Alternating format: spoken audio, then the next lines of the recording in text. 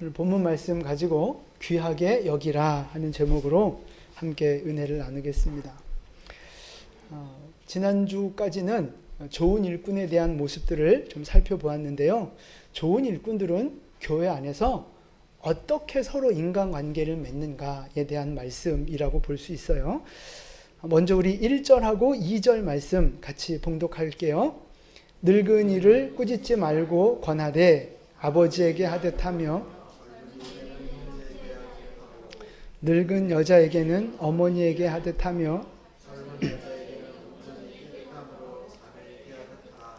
아멘. 늙은이 이러니까 좀 기분 나쁜 뉘앙스일 수 있는데 제가 사전을 그래서 찾아봤어요. 그랬더니 이게 정식 명칭이더라고요. 그러니까 성경이 이렇게 썼다 그래서 혹시 오해하지 마시고. 네, 이제 늙은이, 이제 2절에서는 늙은 여자. 그래서 나이 드신 분들을 향해서 어떻게 대우해야 되느냐? 꾸짖지 말고 권하라는 거예요. 마치 누구처럼? 아버지처럼, 어머니처럼 대하라는 거예요. 그리고 젊은이한테는요, 형제처럼, 자매처럼 대하라고 하는 거예요. 그러니까 아버지처럼, 어머니처럼, 형제처럼, 자매처럼. 이게 다 무슨 관계예요? 가족 관계잖아요. 가족 관계. 그러니까 교회에서 우리가 신앙생활할 때 서로를 영적인 가족으로 보라는 거예요. 마태복음 12장 48절 말씀 우리 같이 봉독할게요. 누구든지 하나님의 뜻대로 하는 자가 아멘. 그러니까 예수님도요, 이 교회를 가족 공동체로 보셨어요. 영적인 가족 공동체. 그러니까 성도들끼리 서로를 가족처럼 여기라는 거예요. 가족처럼 여기면서 서로를 인격적으로 대우해주고 존중해주라 말씀하고 계시는 거예요. 왜 존중해줘야 되는 거예요, 서로를? 그러니까 이제 이게 왜 어디에서부터 나오느냐 하면 그 사람을 어떻게 바라보느냐 하는 인간관에서부터 이 관계가 출발이 되는 거거든요. 여러분, 우리가 지금 하나님을 믿고 있는데 하나님이 말씀하시는 기독교적인 인간관은 뭐예요? 그죠? 하나님이 하나님의 형상대로 창조하신 아주 특별한 존재예요. 지구상에 유일무이한 특별한 존재가 우리 사람이라고요. 하나님의 형상을 따라 만드셨고 우리의 그 육체 안에 하나님의 성령을, 생기를 불어넣으신, 그래서 우리 안에 하나님의 영이 담겨져 있는 영광스러운 존재, 그게 바로 우리라 이 말이에요. 그러니까 여기에서부터 인간의 존엄성, 이게 시작이 되는 거예요. 여러분, 존엄성이 뭐예요? 존엄성. 그죠? 그런 거예요. 정확하게 사전적인 뜻을 보면 같이 읽어볼까요? 예, 감히 범할 수 없는 아주 높고 엄숙한 성질, 이게 존엄성이에요. 여러분, 최고 존엄이란 말 많이 들어보셨죠? 어디서 많이 써요? 북한에서. 김정은한테 김일성부터 해서 이렇게 최고 존엄이라는 말을 많이 썼다고요. 너무 귀하고 좋은 말인데 엉뚱한 데서 갖다 좀 써버리고 있는 거예요. 김정은만, 김일성, 김정일만 거기선 최고 존엄이고 나머지 인민들은 다 뭐 그런 거잖아요. 북한의 상황이. 근데 그렇지 않단 말이에요. 원래는 모든 사람들이 다 존엄한 존재. 이 지구상에서 그 누구보다도 가장 존엄한, 최고 존엄한 존재가 바로 저고요, 여러분들이란 말이에요. 우리 모두가 그렇게 존엄한 존재예요. 남녀, 노소, 불문하고 하나님의 형상을 따라 지음받은 우리 모두는 존엄한 존재인 줄 믿으시기 바랍니다. 그러니까 어떻게 해야 돼요? 서로를 귀히 여겨야 되는 거예요. 귀히 여겨야 돼요. 귀한 존재이기 때문에 서로를 사랑해야 하고 서로를 섬겨야 하고, 이게 우리 기독교가 가지고 있는 기본적인 우리 인간관이고요, 인간관계의 원리라고 하는 거예요. 그러니까 어른들은요, 아랫사람들을 어떻게 해야 돼요? 귀히 여기고 잘 섬겨줘야 된단 말이에요. 어른으로서 할 수 있는 일들로 아랫사람들을 섬겨야 되고요. 아랫사람들은요, 윗사람들을 향해서 귀히 여기고 섬겨야 되는 거예요. 원리가 동일한 거예요. 아랫사람은 어른들을 존경하고 사랑함으로 섬겨야 되는 거예요. 이 서로가 서로를 다 귀하게 여겨야 되는 거란 말이에요. 남자는 여자를, 여자는 남자를, 윗사람은 아랫사람을, 아랫사람은 윗사람을. 근데 이 현대 사회에서 인간관에 큰 문제가 있어요. 현대 사회는 인간을 어떻게 바라봐요? 네? 평등? 평등한데요. 어떻게 바라봐요? 뭐 이게 여러 가지 뭐 관점이 있을 수 있지만 중요한 건 사람의 그 존재 자체를 소중하게 보지 않아요. 그냥 소모품처럼 보고요. 부속품처럼 보는 거예요. 그래서 자기가 써먹다가 자기 개인이나 어떤 자기 조직이나 자기가 꿈꾸는 것에 이 사람 저 사람을 쓰다가 이제 그 사람이 더 활용 가치가 없다 싶으면 그냥 버리는 거예요. 어떠한 그 존재 자체에 대한 어떤 그 소중함? 이런 게 없는 거예요. 그러니까 그 공산주의 사회주의 사상에서 그런 게 굉장히 강해요. 그래서 얼마 전에도 뭐 야당 쪽에서 노인들 얼마 오래 살지도 못할 건데 뭐 이러면서 이제 투표 뭐 이런 얘기 했잖아요. 근데 그 여자가 처음 얘기한 게 아니고요. 그쪽에 그 발언들 한 사람들을 보면요. 노인들 비하하는 발언들을 계속 해왔어요. 그러니까 그게 사회주의, 공산주의 사회가 가지고 있는 인간관이에요. 생산하고 노동하고 그럴 때만 가치가 있는 거지 그게 없어지면 그 존재 자체가 필요 없게 본다니까요. 그러니까 세상의 잘못된 관점은 우리 인간을 그렇게 보는 거예요. 그래서 자꾸만 문제가 생긴단 말이에요. 그래서 어쨌든 이 세상 사회는요. 지금 사람 자체를 소중하게 보지 않아요. 사람보다 더 소중한 게 뭐예요? 돈이죠, 돈. 돈이면 모든 게 다 돼요. 돈이면 그 사람을 얼마든지 이용할 수도 있고요. 그 사람을 배신할 수도 있고요. 돈이면 심지어 그 사람을 죽일 수도 있어요. 지금 여러분 뉴스에서 나온 큰 그 사건 사고들 보세요. 그 배후에는 다 뭐가 연결돼 있어요? 돈이 연결돼 있다고요. 돈. 결국은 다 돈 때문에 그런 일들이 벌어지는 거예요. 그러니까 사람의 어떤 가치, 어떤 그 소중함 이런 거 없고요. 돈이 최고라고요. 돈이. 또 요즘에 사람보다 더 귀하게 대접받는 게 뭔지 아세요? 어떻게 아세요? 강아지, 새끼 개. 이걸 뒤집으면 큰일 나는 것 같은데 새끼 개, 고양이 이런 거 있잖아요. 아니 우리 집에도 한 2-3마리가 있어요. 하울이, 지성이 똥개가 몇 마리 있는데 하여튼 농담이고요. 아니 집에 가면 저보다 더 대접을 받아요. 정말 짜증나 죽겠어요. 개판이에요, 개판 집안이. 하여튼 뭐 웬만한 가족들은 다 그러지 않을까. 뭐 그래서 오죽하면 남편보다 개가 더 좋은 7가지 이유. 뭐 이런 것도 있더라고요. 개가, 짐승이 사람보다 더 높이 사랑받고 인정받는 시대가 돼버렸어요. 여러분 나중에 또 기회가 되면 말씀드릴 수 있겠지만 이 애완동물도요. 이 정도를 넘어서면요. 그 우상이에요. 우상. 네. 그러니까 지금 이 세상은 사람보다 돈이 더 중요하고 짐승들이 더 중요하고 그런 시대가 됐단 말이에요. 근데 이런 문제가 왜 생기는 줄 아세요? 사람에 대한 존엄성이 무너지기 때문에 그런 거예요. 사람에 대한 존엄성과 그 권위가 무너지기 때문에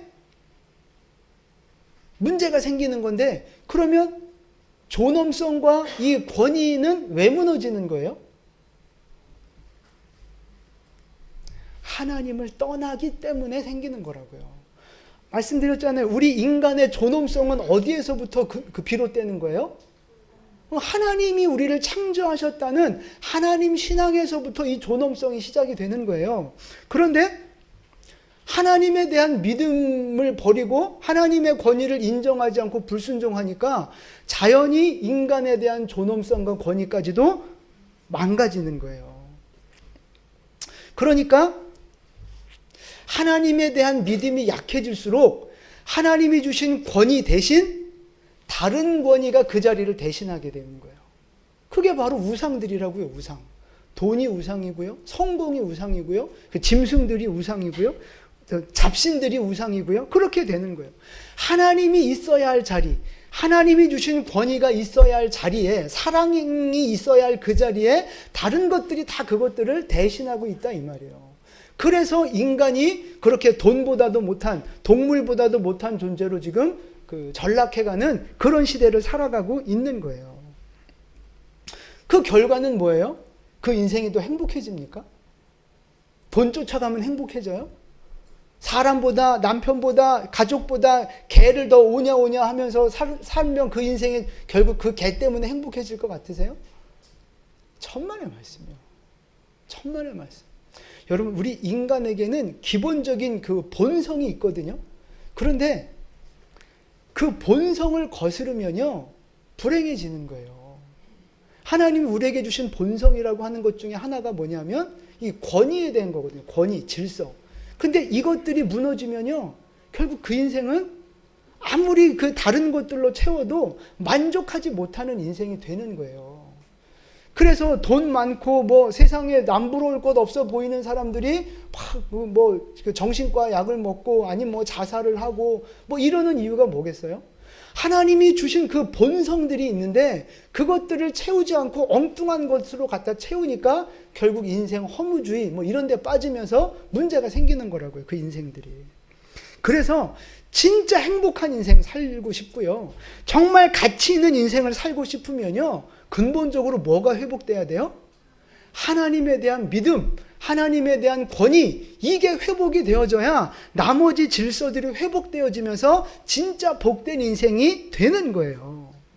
그래서 하나님의 말씀을 따라서 하나님을 섬기고 사람을 사랑하고 섬기는 그런 인생이 되어야 진짜 행복한 인생이 될 수 있다는 말씀이에요.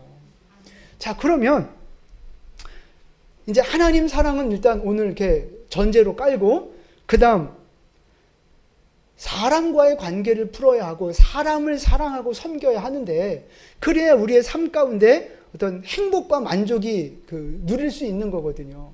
그러니까 행복한 사람을 설문조사 해봤더니, 연구해봤더니 그들의 가장 공통점이 뭔지 아세요?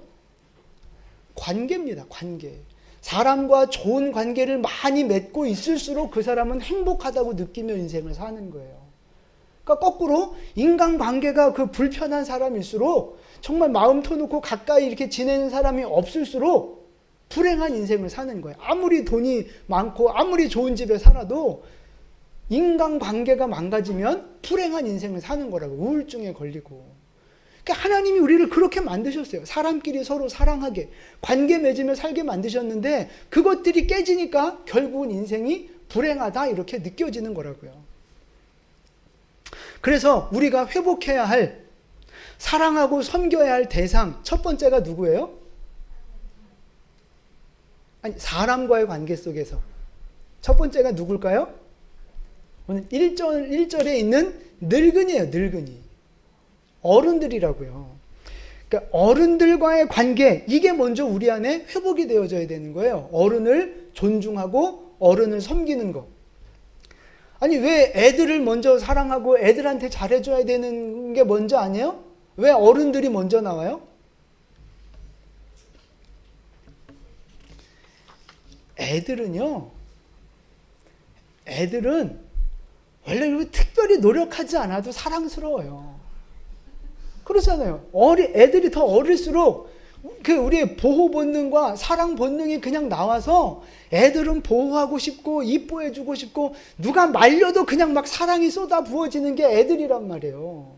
안 그렇습니까?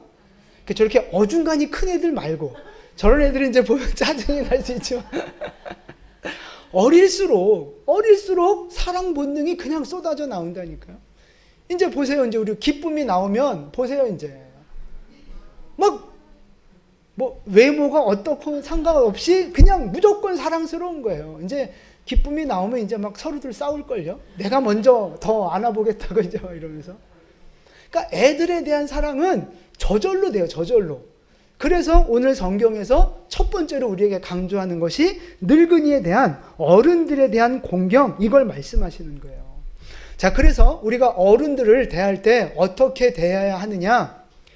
꾸짖지 말고 아버지처럼 어머니처럼 대하라 그래요.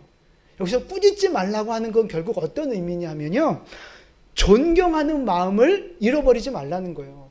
어른들도 잘못할 수 있잖아요. 어른들도 죄 지을 수 있고 부족한 모습 보일 수 있거든요. 그럴 때 막 아랫사람 막 혼내듯이 그렇게 존경심을 잃어버리는 그런 어떤 그 태도를 취하지 말고요. 아무리 잘못하고 부족함이 있어도 어른으로서의 공경해야 하는 마음을 잃어버리지 말라는 거예요. 여러분, 이게 왜 중요한 줄 아세요? 윗사람을 공경하고 부모를 공경하는 건요, 결국 어디로 그게 연결되느냐? 하나님 공경하는 것으로 연결되는 거예요. 그러니까 부모를 거역하고 윗사람을 우습게 알잖아요? 그럼 결국은 하나님이 세우신 권위를 인정하지 않는, 하나님 권위에 도전하는 격이 되는 거예요. 그게 결과적으로. 본인은 아니라고 해도 그게 그렇다니까요, 원리가. 그래서 사람을 존중하고 윗사람을 경외하는, 공경하는 마음은요, 하나님을 공경하는 마음에서부터 비롯되는 거예요. 그래서 아까도 말씀드렸잖아요. 하나님을 떠나고 하나님의 권위를 인정하지 않으니까 자꾸만 사람 자체를 멸시하는 그런 문화가 만들어지는 거라고요. 그러니까 하나님을 공경하는 사람은요, 사람을 존중하게 돼 있다고요. 이게 올바른 믿음이라면 그게 자연스러운 흐름인 거예요. 그래서 하나님을 공경하는 사람은요, 원래 사람을 무시하거나 멸시하거나 함부로 대하지 않아요. 그게 올바른 믿음인 거예요. 근데 그 사람이 교회 안의 식구야, 믿음의 지체라면요, 나와 같이 하나님의 영을 함께 받은 믿음의 사람이라면요, 그 사람을 함부로 대하고 멸시하고 험담하고 막 정죄하고 그럴 수 있겠어요? 그건 올바른 믿음이 아니라니까요, 여러분. 예수 믿지 않는 사람도 그 본질 자체가 하나님의 형상대로 만들어졌기 때문에 내가 존중해야 하거늘, 하물며 우리 안에 같은 믿음을 갖고 예수의 영이 있는 사람들이 서로를 미워하고 험담하고 그런다? 그럼 그건 진짜 잘못된 믿음인 거예요. 물론 이제 개인적인 뭐 이렇게 연약함, 믿음의 연약함과 이제 뭐 그런 것 때문에 순간 그럴 수는 있지만 그거를 믿음으로 극복하시고 뛰어넘으셔야 되는 거예요. 그건 우리가 우리가 풀어야 할 큰 숙제인 거예요, 숙제. 그래서 결론적으로 하나님을 공경하는 올바른 믿음을 갖고 있는 사람이라면 내 옆에 있는 이웃들, 지체들 사랑하고 그들을 소중하게 여기는 건 당연하다라고 하는 거예요. 만약에 누가 실수를 하거나 어떤 잘못을 저질렀어요. 그러면 어떻게 해야 돼요? 그 사람을 향해서?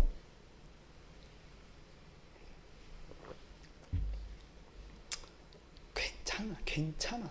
인간이니까 그럴 수 있는 거예요. 인간이니까 그럴 수 있다고 넓은 마음으로 품어주고 이해해줘야 되는 거예요.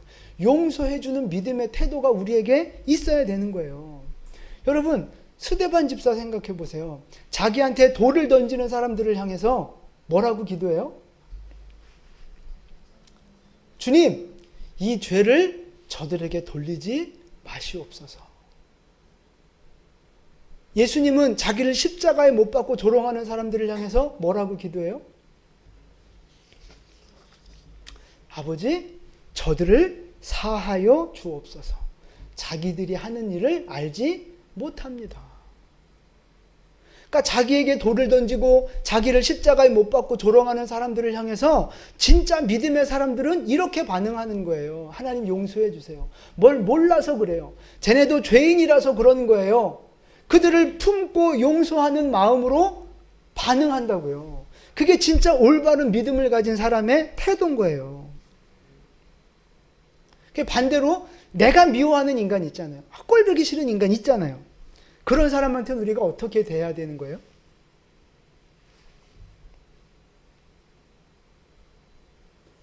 여러분 생각해 보세요. 내가 저 인간이 너무 미워요. 꼴보기 싫어요. 하는 것마다 어쩜 이렇게 마음에 안 드는지 몰라. 그래서 미워 죽겠는데 그러면 하나님도 저 사람을 바라볼 때 나랑 똑같이 바라보고 계실까요? 여러분 그걸 생각하셔야 되는 거예요. 내가 저 인간이 꼴보기 싫어. 하는 짓마다 다 미워. 마음에 안 들어. 하나님도 그렇게 보실까 하는 거죠. 아니잖아요. 그러니까 결국 우리는 어떤 잘하고 못하고와 상관없이 인간 자체를 귀중하게 여기고 소중하게 여기면서 사랑의 대상으로 보아야 한다는 거예요. 여러분 이게 우리가 가지고 있는 신앙의 태도인 거죠. 기독교적인 인간관의 모습인 거예요. 여러분 나는 하나님의 형상대로 창조하신 귀중한 존재잖아요. 아멘이시죠? 나는 하나님의 형상대로 창조하셨고 내 몸에 예수의 영을 불어넣어 주신 정말 특별하고 영광스러운 존재예요. 아멘 하세요? 아멘이란 말이에요. 그러면 옆 사람은요? 옆 사람은 좀 덜해요? 하나님의 형상에 좀 덜 들어왔어요? 아니잖아요. 우리 다 똑같이 하나님의 형상대로 만들어졌고 똑같이 예수의 영을 받은 사람들이란 말이에요. 그러니까 하나님이 나를 귀히 여기듯이 내 옆에 있는 사람들도 귀히 여긴다고 하는 사실입니다. 비록 그 사람이 내 기준에 맞지 않고 내가 생각하는 수준에 맞지 않아도 그 사람은 여전히 하나님 앞에서 귀중한 존재라고요. 소중하고 특별한 존재라고요. 하나님이 그를 귀하다 여기시는데 왜 내가 그 인생을 비난하고 멸시하고 그러냐고요. 그건 절대 올바른 믿음이 아니라는 거예요. 여러분, 하나님 사랑, 그 다음에 이웃 사랑이 우리 기독교의 핵심 가치잖아요. 하나님 사랑, 이웃 사랑. 다른 사람을 귀하게 여기는 그런 믿음의 태도가 우리 모두에게 있게 되기를 축복합니다. 우리 옆에 분에게 인사하세요. 당신을 귀하게 여기겠습니다. 네. 우리 조광희 안수집사님처럼 해보세요. 다시. 자, 다 보세요. 자, 다시 시작. 아예 아까처럼 하셔야지. 네. 서로를 귀하게 여기시는 우리 모두 될 수 있기를 축복합니다. 옆에 분에게 다시 한번 또 얘기해 보세요. 나도 귀중한 사람이에요. 네.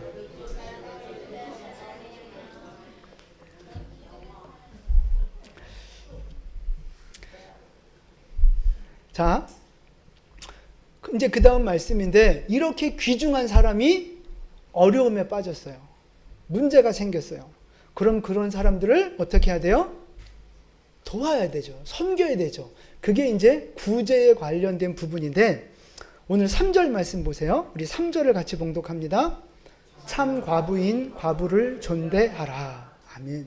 이제 교회 안에 예수의 영을 가진 사람 중에 과부도 있고 가난한 사람도 있고 어려운 사람도 있는 거거든요. 이제 그걸 대표하는 사람이 이제 과부인 거예요. 고아와 과부, 나그네, 뭐 이렇게 성경에서는 도움이 필요한 사람들을 이야기하는데 대표적으로 이제 과부라는 예를 드는 거예요. 근데 참 과부인 과부를 존대하라 그래요. 참 과부는 뭐냐면 가짜 과부도 있어요. 그러니까 진짜 도움이 필요한 사람을 말하는 거예요. 진짜 도움이 필요한 사람. 그래서 5절 말씀 보시면 참 과부로서 외로운 자는 이렇게 돼 있잖아요. 여기서 외로운 자라는 말은 혼자 있다는 뜻이거든요. 그러니까 뭐가 없는 거예요? 혼자 있으니까 뭐가 없어요? 도와줄 사람이 없는 거예요. 그런 뜻이에요. 도와줄 사람이 없는 사람. 그래서 혼자 힘으로 살아가야 하고 혼자 힘으로 뭔가 해결해야 되는 의지할 곳 없는 사람. 그 사람을 말하는 건데 참 과부가 바로 그런 사람이에요. 진짜 의지할 곳 없는 사람. 가난하고 힘없고 빽 없는 사람. 그 사람을 말하는 거거든요. 그런 사람을 어떻게 하라고요? 3절에 존대하라는 거예요. 존대하라. 귀하게 여기고 존경하고 공경하라는 거예요. 그리고 더 나아가서 실제적인 어떤 물질적인 실제적인 도움들을 베풀라 말씀하시는 거거든요. 이게 뭐 우리 교회의 큰 사명 중에 하나잖아요.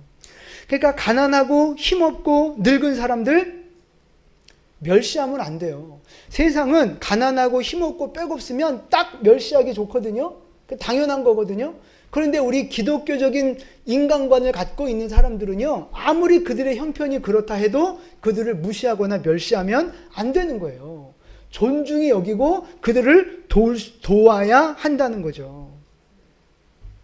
최소한 뭐 고아, 과부, 장애인, 뭐 힘든 어떤 고난 가운데 빠져 있는 사람들, 최소한 인간다운 삶을 살 수 있도록 돕고 섬기는 것이 교회가 해야 할 사명이라고 하는 거예요. 근데 오늘 말씀을 보면 이 과부에도 두 가지 종류가 있어요. 첫 번째는 참과부. 자, 그 다음에는 어떤 과부? 그냥 과부? 그쵸? 11절에 보시면 젊은 과부라고 하는 표현이 나와요.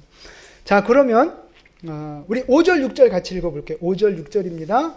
참 과부로서 외로운 자는 향락을 좋아하는 자는 자, 참 과부는요, 어떻게 살아가는 사람이냐? 하나님께 소망을 두고 주야로 기도하는 사람, 하나님께 소망을 두고 믿음으로 살아가는 사람, 요 사람이 참 과부예요. 그럼 힘도 없고 빽도 없고 가난하고 참 멸시받아 마땅해 보이는 그 사람을 왜 존중해야 되느냐? 그 구체적인 이유가 나오는데 9절과 10절 말씀이에요. 9절 10절 같이 봉독할게요. 과부로 명부에 올릴 자는 나이가 60이 덜 되지 아니하고 한 남편의 아내였던 자로서 선한 행실의 증거가 있어 혹은 자녀를 양육하며 혹은 나그네를 대접하며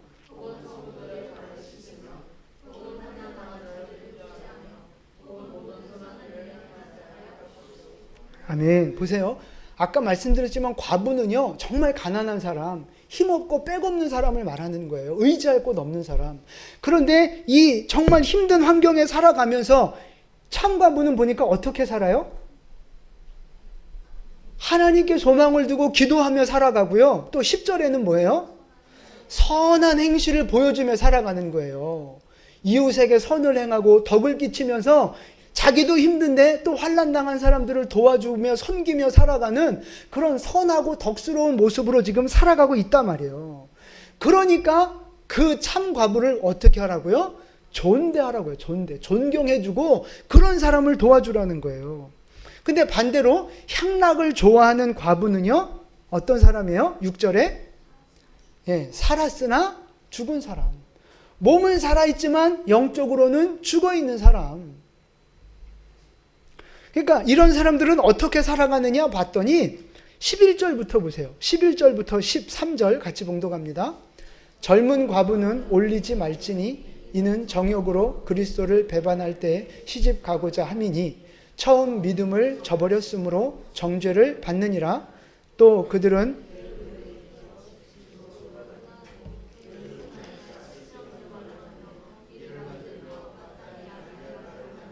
아멘. 보세요. 젊은 과부는요, 향락을 좋아하는 사람이거든요. 이 사람은 어떻게 살아요?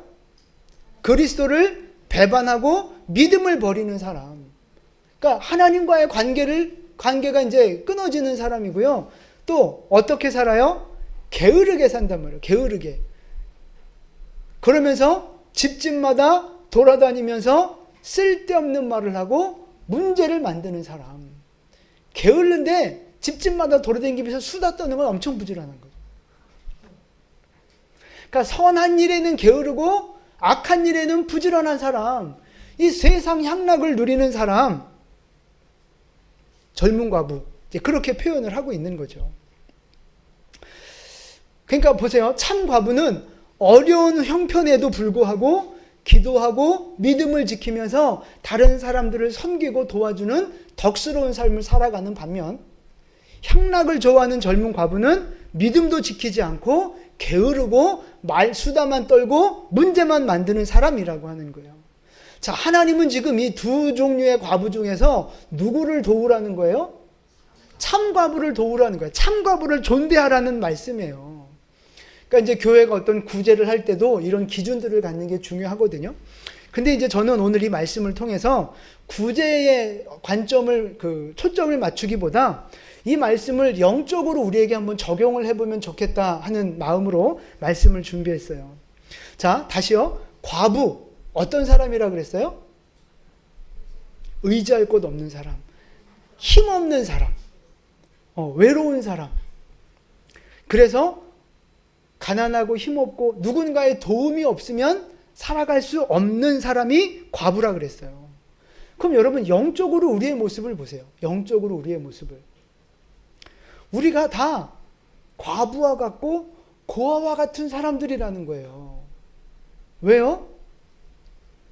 나 혼자서 할 수 있는 게 뭐가 있어요? 없어요. 죄를 이길 수 있습니까? 내 인생의 문제를 혼자 해결할 수 있습니까? 내가 선하고 착해서 선을 행하며 살 수 있습니까? 아무것도 나 혼자 할 수 있는 게 없다 이 말이에요. 우리 인생이라는 것이 스스로 선을 행할 수 없고 스스로 구원할 수도 없고 스스로 뭔가 이렇게 올바른 일을 하며 살아갈 수 없는 존재. 그래서 뭐가 필요한 존재예요? 은혜가 필요하고 도우심이 필요한 존재가 바로 우리라는 거예요. 우리. 하나님의 은혜가 아니면 살 수 없고 하나님의 도우심이 아니면 살아갈 수 없는 무능하고 연약한 존재, 무익한 존재, 그게 바로 우리란 말이에요. 그래서 영적으로 보면 과부와 고아와 다를 것이 없는 존재가 바로 우리라 이 말씀이에요. 동의하시면 아멘 하세요. 우린 그런 사람들이에요.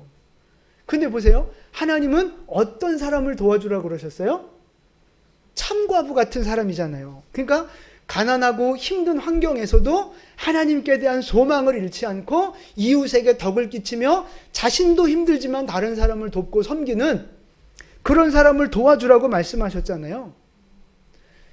고난 중에 있다고 그걸 핑계 삼아서 그냥 자기 살고 싶은 대로 감정대로 막 살아가는 사람, 덕을 끼치지 못하는 사람, 이런 사람은 일단 도움에서 제외시키라고 말씀하셨단 말이에요. 그럼 보세요. 영적으로 내가 고아와 과부와 같이 의지할 곳 없고 힘없는 인생이에요. 하나님 은혜 없이는 살아갈 수 없는 연약한 그런 존재란 말이에요. 그러면 그런 상황 가운데 있는 나는 어떻게 살아야 하나님의 도우심을 받을 수 있어요? 누구처럼 살아야 돼요? 참된 과부처럼 살아갈 때 하나님의 도우시는 은혜를 경험할 수 있게 된다는 거예요.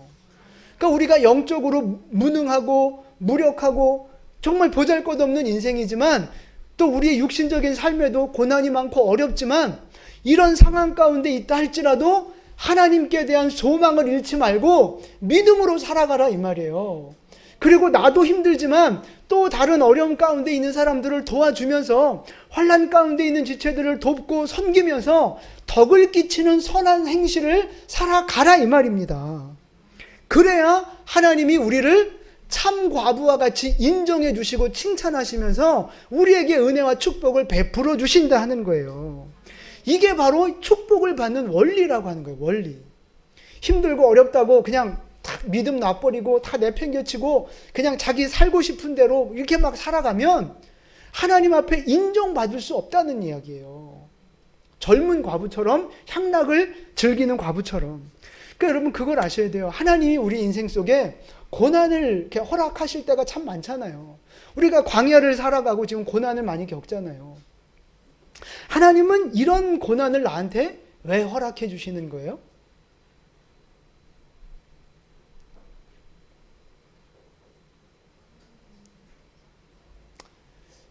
하나님은 우리가 고난 속에 들어가 있을 때 우리의 믿음을 보길 원하시는 거예요. 우리가 어떻게 반응하는지 믿음을 보길 원하신다고요. 이스라엘 백성들을 광야로 몰아넣으시고서도 쉬고 나서 하시는 말씀이 그거예요. 너희가 순종하는지 안 하는지를 내가 보고 싶어서 그랬다라고 신명기에서 말씀하고 계세요. 하나님이 우리에게 고난 주시는 이유는요, 다른 것도 많겠지만 가장 큰 것 중에 하나가 그거예요. 네가 진짜 믿음이 있는가 보고 싶다. 네가 진짜 믿음으로 반응하는가 보고 싶다. 바로 그거라고요. 그러니까 오늘 참가부는 보세요.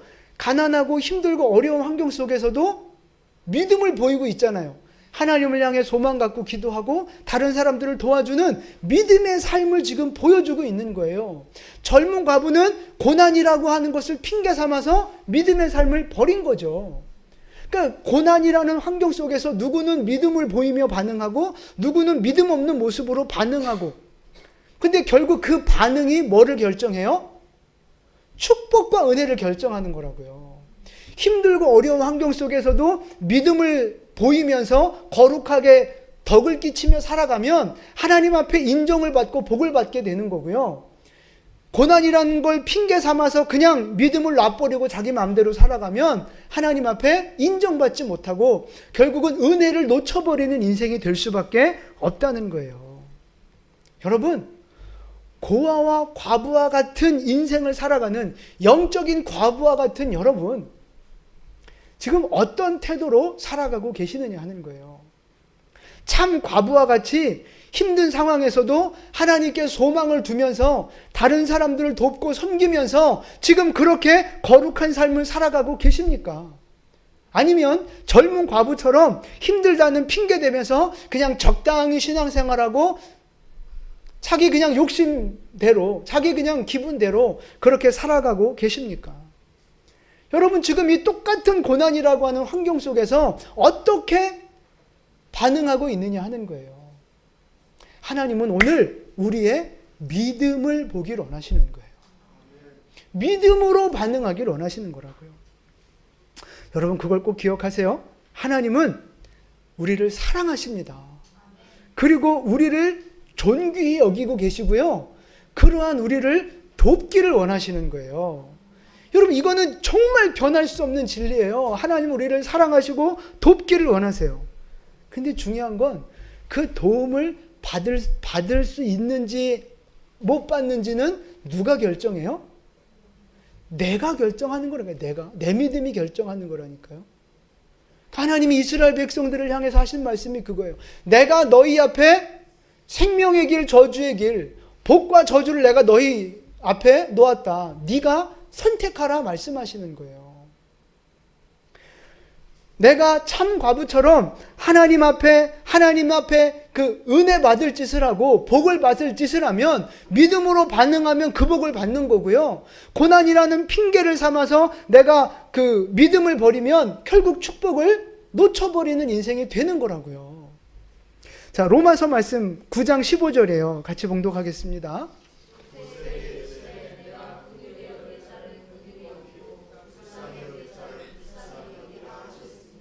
아멘. 긍휼히 여길 자를 긍휼히 여기시고요. 불쌍히 여길 자를 불쌍히 여기시는 분이에요. 여러분, 하나님은요, 가난하다고 다 불쌍하게 여기시는 게 아니란 말이에요. 저 사람이 힘들고 어렵다고 다 불쌍하게 여기셔서 도와주는 게 아니란 말이에요. 물론 기본적으로 다 사랑은 하시지만 도움의 손길을 줄 건지 안 줄 건지는 그 사람이 결정하는 거예요. 하나님은 다 돕고 싶어요. 하나님은 다 건져주고 싶어요. 그런데 긍휼을 받을 만한 태도를 보이면 긍휼을 받는 거고요. 긍휼을 받을 만한 태도를 보이지 않으면 도움을 받을 수 없는 거라고요. 하나님은 우리 앞에 이미 복도 주셨고 저주도 주셨다니까요. 생명의 길, 죽음의 길 이미 우리 앞에 다 놓여져 있어요. 공평하게. 근데 누구는 생명의 길을 가지만 누구는 죽음의 길을 가요. 누구는 축복의 길을 가지만 누구는 고난의 길을 간다고요. 하나님이 그렇게 하시는 게 아니고요. 누가 결정하는 거예요? 내 믿음이 결정하는 거라니까, 내가. 그러니까 내가 하나님 앞에 복 받을 만한, 은혜 받을 만한 태도로 주님 앞에 살아갈 때 하나님의 그 복을 받아 누리게 되는 거예요. 어떻게 살아야 한다고요? 누구처럼? 참 과부처럼. 그게 비결인 거예요. 힘들고 어려운 상황, 자꾸 거기에 매몰되지 마시고 그 힘든 상황 중에라도 하나님께 소망을 두면서 믿음으로 살아가는 거예요. 힘들고 어렵지만, 감정도 힘들고 환경도 힘들고 돈도 없고 뭐 여러 가지 힘들지만, 그럼에도 불구하고 믿음을 선택하면서, 하나님이 기뻐하시는 것을 선택하면서 하나님 사랑, 이웃 사랑을 실천하며 살아가는 거, 그게 바로 하나님 앞에 인정받는 시간이라고요. 긍휼히 여길 만한, 불쌍히 여김을 받을 만한 시간을 그렇게 하나님 앞에 보여주는 거예요. 여러분, 믿음으로 살아가는 모습을 하나님 앞에 보여드리는 여러분 될 수 있기를 축복합니다. 믿음으로 살아가는 모습을 보여드리세요. 우리가 시간이 없지만, 인생이 바쁘고 시간이 없고 피곤하지만, 바쁘고 힘든 시간 속에서도 믿음으로 하나님 앞에 반응하며 드리는 거, 그게 필요하다고요. 뭘 드려야 돼요? 예배의 시간을 드리고요, 기도의 시간을 드리고요, 말씀 앞에 서는 시간을 드리는 거예요. 여러분, 바쁘고 피곤해도 하나님 앞에 그렇게 믿음을 보이는 거예요. 그게 나 그냥 하나님 믿어 하고 입으로만 다 퉁치고 하나님 앞에 서는 시간이 없다면, 여러분, 그건 믿음이 아니에요. 진짜 바쁘고 힘든 시간에도 믿음을 보이라, 이 말은요, 그 시간을 쪼개서 기도의 시간, 예배의 시간을 만들어야 그게 진짜 믿음을 보여주는 시간이라고요. 물질 없죠. 다들 뭐 물질 부족하지 남아도는 사람이 어디 있어요. 그럼에도 불구하고, 물질이 없음에도 불구하고 그걸 하나님 앞에 믿음으로 심는 거죠. 믿음으로 하나님 앞에 드리고 헌신하는 거죠. 여러분, 그게 믿음을 보이는 거라니까요. 돈 없으니까 나 쓸 거 쓰고, 나 써도 부족하니까 또 대출받아 쓰고, 이렇게 나를 위해 쓰고 저렇게 나를 위해 쓰고 다 나만을 위해서 쓴다면, 여러분, 그건 믿음을 보이는 게 아니라니까요. 순종도 마찬가지예요. 순종. 힘들고 어려운 환경이 와도 믿음을 보인다는 건 뭐예요? 순종하는 거예요. 순종. 하나님의 뜻에 순종하는 게 믿음을 보이는 거라고요. 그러니까 믿음을 보이라 그러면요, 다른 거 없어요. 나의 환경과 삶과 무관하게 기도와 말씀으로 예배자로 사는 거고요, 하나님 앞에 물질을 드리고 순종하며 살아가는 거, 이게 가장 대표적으로 하나님 앞에 믿음을 드리는 모습이라고 하는 거예요. 우리가 힘들고 어려운 환경 속에서도 이렇게 믿음으로 주님 앞에 나아갈 때 하나님은 우리를 귀하게 여기시고 인정해 주시면서 참 과부를 존대하라 하셨듯이 우리를 존대해 주시는 거예요. 그러니까 내가 다른 사람만 귀하게 여겨주는 거에 국한되지 않고 하나님이 우리를 그렇게 귀하게 여겨주시는 복을 받게 된다, 이 말씀입니다. 여러분, 힘들고 어려운 이 과부와 같은 그런 환경 속에 있다 할지라도 믿음을 보이시기를 축복합니다. 정말 믿음을 하나님 앞에 보이시기를 축복합니다. 그래서 하나님 앞에 인정받으셔서 하나님이 부어주시는 복을 받아 누리는 믿음의 승리자 될 수 있기를 예수님의 이름으로 축원합니다. 아멘. 기도하겠습니다.